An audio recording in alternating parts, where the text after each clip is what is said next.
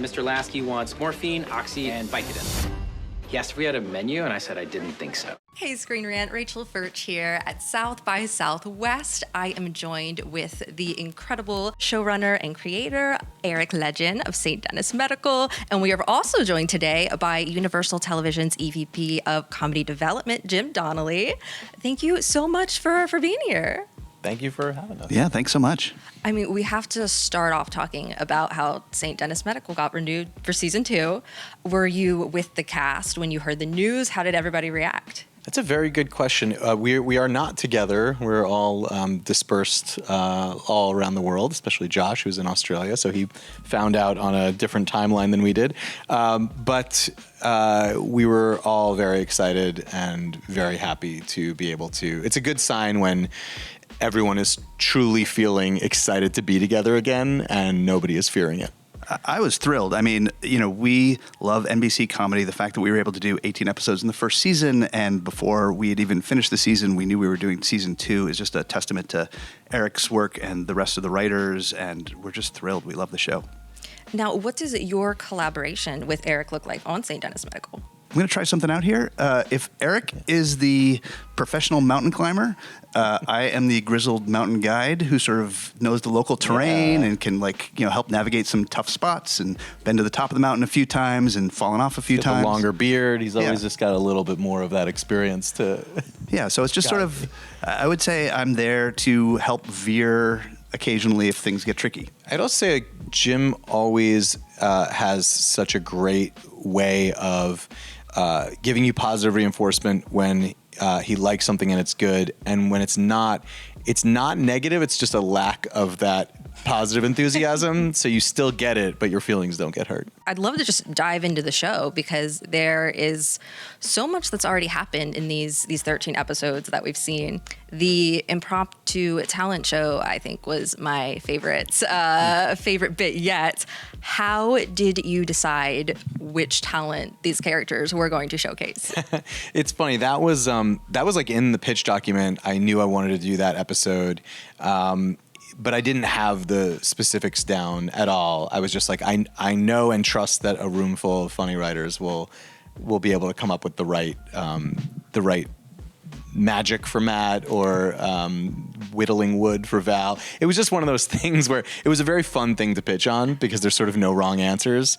And so it was just, that was like one of the most prototypical writer's room moments of just being able to suggest funny things for these characters and just all knowing when someone said whittling and we're all like, yeah, that's what Val's doing. That's for sure what it is. Like you just kind of knew when you were hitting upon the right thing. Well, will we ever see Matt do magic again? No, you know what? He was so legitimately good at pulling it off that I think we'll have to find an opportunity. Well, you wrote the Black Friday episode of Superstore, which was absolutely timeless. I think one of my personal favorite episodes of television ever. What is a day or an event that you think would be unique to St. Denis Medical that could be in that same vein? Oh, that's a really good question. There is in the finale of this season, I don't think this is at all. No, this is not a spoiler. There is like a party bus of like bachelorette party attendees that comes in very early in the episode. And I feel like that's the kind of sort of hectic, chaotic event that might occur in an ER that, as long as no one's getting seriously injured, is a fun thing to be able to play with. Well, now, I want to go back to you, Jim, because I am very curious what it was that excited you most about St. Denis Medical when you heard the pitch. I mean, was it the characters? Was it the storyline? I mean, besides being so smart and so funny, it really fit into what UTV has been doing since before I got there. Like, it harkens back not only to The Office and Parks and Rec, but if you go back farther to Friends or Cheers, where it is like this group of people who are all quirky and strange, but trying to do their best together. Like there's like a sort of underlying respect between the characters, which is something that just feels very positive to me and feels like something that the world needs. So it was a very, very well thought out pitch. Like very few things have changed since you first brought the show into us. Yeah, I was looking at the pitch doc before coming here this weekend, and I was just like, Yeah, we nailed it. No, There were jokes. Like, there were jokes from the pitch that made it onto Yeah. the screen, which is very, very rare.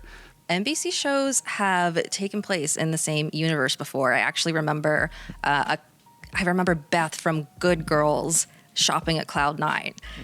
Does St. Denis Medical take place in the same universe as any show? Could it potentially? I suppose it could.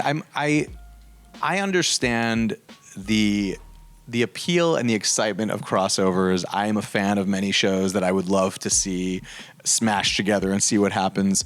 And then being on the show running side of it, I'm like, it's enough to be thinking about one show's universe. I don't really need to be thinking about, how the characters from Happy's Place are going to incorporate into.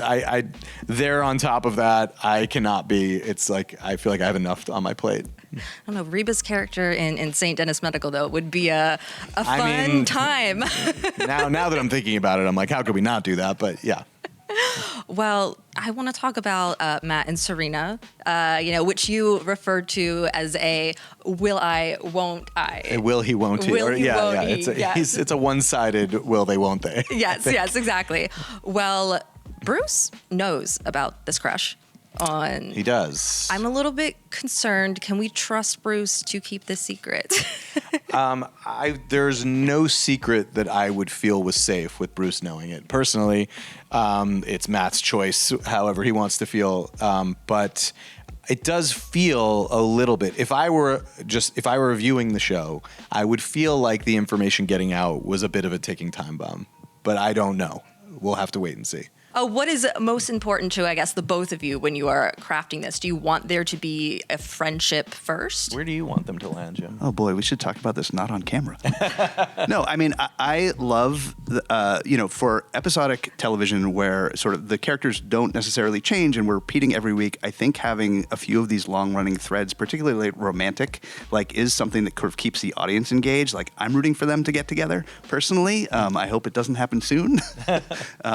But it's just it's a really fun and sort of different way to do a romantic relationship on television. I feel like I'm trying to treat it. I always try to treat it as like, I start at least with what would happen in real life. And the nice thing about real life is there are all kinds of options, but it's never quite simple. And so I could see a world in which they, totally end up in a relationship and then they realize it's a bad relationship that doesn't work. I could see them going the distance. I could see them never getting together. I have a sense of what I think will happen, but I think there are ways to do any of these options that are rewarding and feel real and funny. Okay, so you're leaving it open. Basically, there's no set end game yet in your mind. Yeah, I have a couple of seasons worth of moves in mind until the writer's room either talks me out of it or further into it. Let's talk about the incredible guest stars that you have had so far on St. Denis Medical. So many superstore actors. Is it possible ever that America Ferrera or Ben Feldman may show up in St. Denis? I mean, they'd always be invited. They're both lovely and talented people. And we've been incredibly lucky and had some incredible guest stars this year. And there's really no one that I wouldn't want to come back and be curious to see what would happen with them. And but yeah, those guys are wonderful, and I would love to have them on if they're watching. Me too. I want to talk about the Nutrageous bars. So many questions about the Nutrageous bars, but does Ron have them back? Did Bruce give them to him? He was very upset. I think that even Bruce probably laid off the bit eventually. So my hope is that Ron learned to live without the Nutrageous. Maybe it was never about the Nutrageous bar, but also probably wanted them back and got them back. But I know in my house, I think the only real prop I've kept from the show is that I have like this one Nutrageous bar just encased in resin, and it's so frustrating to hold and look at because there's something about it that makes you want to be eating it so badly, and it's just this like rock hard resin thing that will harm you. So yeah, I enjoyed that. What about Keith? Is Keith doing okay? I'm a little bit like concerned. the question, what about Keith? Totally valid. I knew that. Spin-off. What about Doesn't Keith? need to be any more detailed than that. Exactly. He is just a lovely man. The actor who I was coincidentally in a 101 improv class with at UCB Theater many years ago, and I knew even then I was like, this guy's funny. He just has something that's funny. And since then, he's become an incredible actor, and I'm psyched to have him back. I mean, he definitely adds to the room. Is the staff going to start including him a little bit more in their friendship? I want Keith. Keith has got to stay Keith, you know? It's so funny, but also I feel bad. Poor guy. I think Keith has a really strong inner core that, whether it's delusional or not, keeps him happy, keeps him loving the world. I think Keith walks around a pretty happy guy, if I had to guess. Okay, that's good. That's good to know. Yeah. Good. We still have a few episodes left, but the season 1 finale is coming. Is there anything that you can tease? Because, I mean, you once left Superstore on a tornado cliffhanger. So what can we expect? I think Justin has, when he's running his show, has a certain philosophy of finales that I definitely appreciate and enjoyed writing when I was on his shows. I don't feel quite the same about, at least for this show, but I did want a finale that felt special and different than the rest of the episodes, and most importantly, you know, either tied off or at least answered some of the themes and plots that we brought up through the course of the season.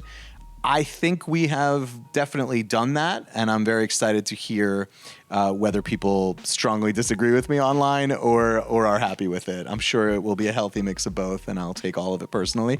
But I'm very excited for the finale. Like I said, drunk bachelorettes, and there's a lot of other sort of big fun that takes place. Right, I'm excited. I can't wait to see it. I mean, I know it's going to be great, but thank you guys so much for joining us today. It was so great to have you. Thank you. Thank you so much for having us. Awesome. Thanks, guys. Zap! No more cancer. Wait, I have cancer? No, we were just kidding, man. You good?